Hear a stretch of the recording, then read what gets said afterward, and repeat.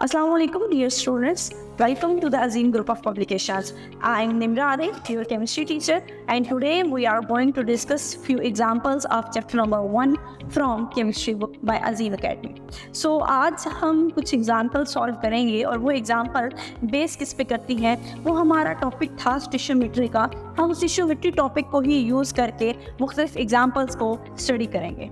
हम स्टिशियोमेट्री के रूल्स को ही फॉलो करेंगे और मुख्तलिफ प्रॉब्लम्स को सॉल्व करने की कोशिश करेंगे। जहाँ हमने ये कहा था कि अगर आपको किसी एक चीज़ का मास पता हो तो आप किसी दूसरी चीज़ का मास कैलकुलेट कर सकते हैं, और अगर आपको किसी एक चीज़ का मास पता हो तो आप किसी दूसरी चीज़ के मोल्स कैलकुलेट कर सकते हैं, और अगर आपको किसी चीज़ का मास पता हो तो आप किसी दूसरी चीज़ का वॉल्यूम कैलकुलेट कर सकते हैं। इन चीज़ों को यूटिलाइज करते हुए हम अपनी एग्जाम्पल्स भी सॉल्व करते हैं। That is example number 14। Example number 14 में वो ये कहते हैं कि आपके पास नंबर ऑफ ग्राम आपने पोटाशियम सल्फेट के कैलकुलेट करने हैं, और इसके अलावा वो कहते हैं ये वाटर आपने पोटाशियम सल्फेट के तो नंबर ऑफ ग्राम्स कैलकुलेट करने हैं, साथ साथ आपने वाटर के नंबर ऑफ ग्राम्स भी कैलकुलेट करने हैं। लेकिन नंबर ऑफ ग्राम्स जब आपने कैलकुलेट करने हैं तो उसके लिए कुछ गिवन डाटा है। गिवन डाटा में वो कहते हैं कि पोटाशियम हाइड्रोक्साइड आपके पास अवेलेबल है, जिसकी अमाउंट इस वक्त आपके पास 14 गिवन है, और ये रिएक्ट कर रहा है सल्फ्यूरिक एसिड के साथ और प्रोडक्ट दे रहा है। उसके बाद नेक्स्ट उसने कहा है कि आपने नंबर ऑफ वाटर मॉलिक्यूल्स भी कैलकुलेट करने हैं। तो बेसिकली हमने 3 काम करने हैं, number of gram of potassium sulphate, number of gram of water, और द लास्ट वन इज आपने नंबर ऑफ मॉलिक्यूल्स वाटर के कैलकुलेट करने हैं। सो अगर सबसे पहले मैं बात करूं कि उन्होंने कहा कि आपने नंबर ऑफ ग्राम कैलकुलेट करने हैं पोटाशियम सल्फेट के, तो नंबर ऑफ ग्राम अगर कैलकुलेट करने हो तो हम वही मोल्स का फार्मूला याद करेंगे कि moles that is equal to small m divided by capital M, जिसको हम कहते हैं given mass divided by molar mass. लेकिन मैं अभी इस फार्मूले को यूज़ नहीं कर सकती, क्योंकि अगर मुझे उनके मास को फाइंड आउट करना है, नंबर ऑफ ग्राम्स मुझे फाइंड करने हैं, तो नंबर ऑफ ग्राम को फाइंड आउट करने के लिए मेरे पास सिर्फ एक ही चीज़ गिवन है, बाकी डाटा गिवन नहीं है। तो मैं इस चीज़ के डायरेक्ट इसको सॉल्व नहीं कर सकूँगी। हाँ, मैं एक काम कर सकती हूँ, मेरे पास जिस चीज़ की अमाउंट गिवन है, इस वक्त मेरे पास किसकी अमाउंट गिवन है, इस वक्त मेरे पास पोटाशियम हाइड्रोक्साइड की अमाउंट गिवन है, तो मैं पोटाशियम हाइड्रोक्साइड की अमाउंट को यूज़ करके उसकी गिवन मास को उसके मोलर मास से डिवाइड करूँगी, और पहले सबसे मैं उसके मोल्स कैलकुलेट करूँगी। और जब मेरे पास पोटाशियम हाइड्रोक्साइड के मोल्स आ जाएंगे, देन मैं पोटाशियम हाइड्रोक्साइड के मोल्स को यूज़ करके मैं वाटर के मोल्स भी कैलकुलेट करूंगी, और मैं पोटाशियम सल्फेट के मोल्स को भी कैलकुलेट करूंगी। सामने से 3 पे देखते हैं जी, आपके पास इस वक्त शो हो रहा है mass of potassium hydroxide that is equal to 14 gram, statement में गिवन है। उसके बाद मोलर मास आप कहाँ से लेंगे, आप पोटाशियम का मास में ऑक्सीजन का मास ऐड करेंगे, प्लस आप उसमें हाइड्रोजन का मास ऐड करके ये गिवन मास भी हो गया, मोलर मास भी हो गया, आप इन दोनों को डिवाइड करेंगे और आप उसके मोल्स कैलकुलेट कर लेंगे। ये जो मोल्स आएंगे, ये मोल्स किस चीज़ के हैं, पोटाशियम हाइड्रोक्साइड के। लेकिन हमें पोटाशियम हाइड्रोक्साइड के नहीं चाहिए, हमें किस चीज़ के चाहिए, हमें चाहिए पोटाशियम सल्फेट के और वाटर के। तो मैं क्या करूँगी, पोटाशियम सल्फेट की मोल्स कैलकुलेट करने के लिए पोटाशियम हाइड्रोक्साइड के मोल्स को मैं यूज़ करूँगी।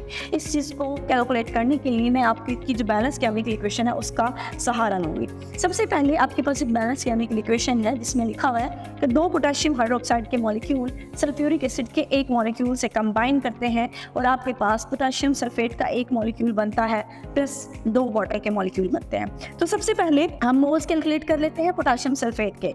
तो अगर मैंने पोटाशियम सल्फेट के मोल्स कैलकुलेट करने हैं, तो मेरे पास डाटा नहीं था, बट मैंने कहा कि अगर मुझे किसी एक चीज़ के मोल्स पता होंगे तो मैं किसी दूसरी चीज़ के मोल्स कैलकुलेट कर सकती हूँ। मेरे पास पोटाशियम हाइड्रोक्साइड के मोल्स पता हैं, तो मैं उनको यूज़ करके पोटाशियम सल्फेट के मोल्स कैलकुलेट करूँगी। तो मैं एक साइड पर पोटाशियम हाइड्रोक्साइड लिखूँगी, जबकि दूसरी साइड पर मैं पोटाशियम सल्फेट लिखूँगी। पोटाशियम हाइड्रोक्साइड के मोल्स आपके स्टेटमेंट में अगर देखें तो पोटाशियम हाइड्रोक्साइड के स्टार्ट में 2 लिखा हुआ है बैलेंस केमिकल इक्वेशन में, जबकि अगर पोटाशियम सल्फेट को प्रोडक्ट में देखें तो उसके स्टार्ट में कुछ भी नहीं है, इसका मतलब वहाँ पे 1 है। तो मैं इसको लिख सकती हूँ कि इसकी अमाउंट 2 है और उसकी अमाउंट 1 है, इसको मैं 2:1 कह दूंगी।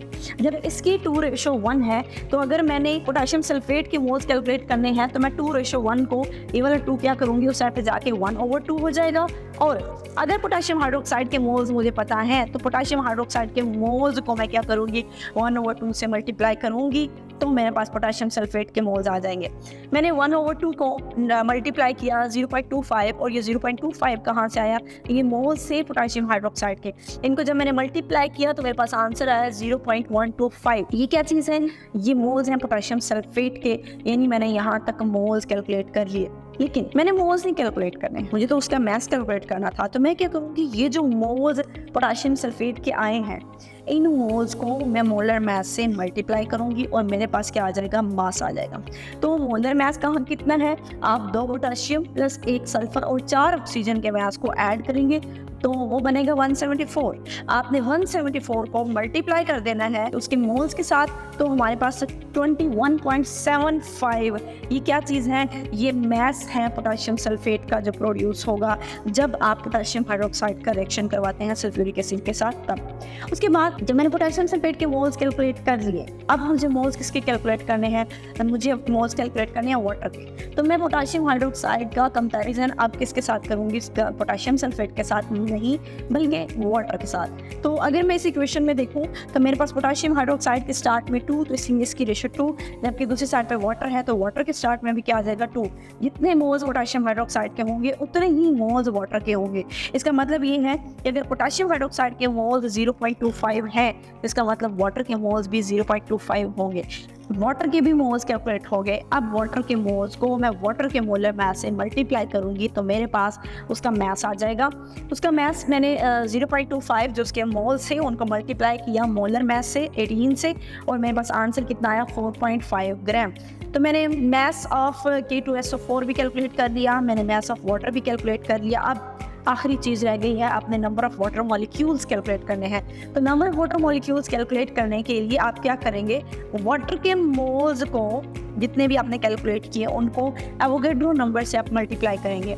हमने ऊपर वाटर की मोल्स कैलकुलेट किए थे, वाटर के मोल्स आपके पास कितने थे 0.25, आपने 0.25 को एवोगैड्रो नंबर से मल्टीप्लाई करना है। Answer will be 1.505 multiply 10⁻23 molecules, और ये मेरे पास रहे वाटर के मॉलिक्यूल्स कैलकुलेट हो गए। इस पूरे प्रोसेस में हमने किया क्या, इस पूरे प्रोसेस में हमने ये किया कि जिसकी भी अमाउंट गिवन थी, लाइक पोटेशियम हाइड्रोक्साइड की अमाउंट गिवन थी, हमने उसकी अमाउंट को यूज़ करके पोटेशियम हाइड्रोक्साइड के मोल्स निकाल लिए। जब पोटेशियम हाइड्रोक्साइड के मोल्स आ गए तो उनको एक साइड पे रख के उनका कंपैरिजन पोटेशियम सल्फेट से किया, और पोटेशियम हाइड्रोक्साइड से हमने पोटेशियम सल्फेट के मोल्स निकाले। फिर दूसरी साइड पे हमने पोटेशियम हाइड्रोक्साइड लिया, लेकिन अब यहाँ पे कंपैरिजन किसके साथ किया, वाटर के साथ किया, और हमने वाटर के भी मोल्स कैलकुलेट कर लिए। जब दोनों के मोल्स निकल आए, पोटेशियम सल्फेट के भी और वाटर के, तो दोनों के मोल्स को यूज़ करके मैंने क्या निकाला, दोनों का मास निकाला, और लास्ट पे मैंने उनके नंबर ऑफ मॉलिक्यूल्स जो थे वो कैलकुलेट कर लिया। आई होप कि आपको आज के लेक्चर की समझ आ गई होगी। आज के लिए इतना ही, अल्लाह हाफिज़।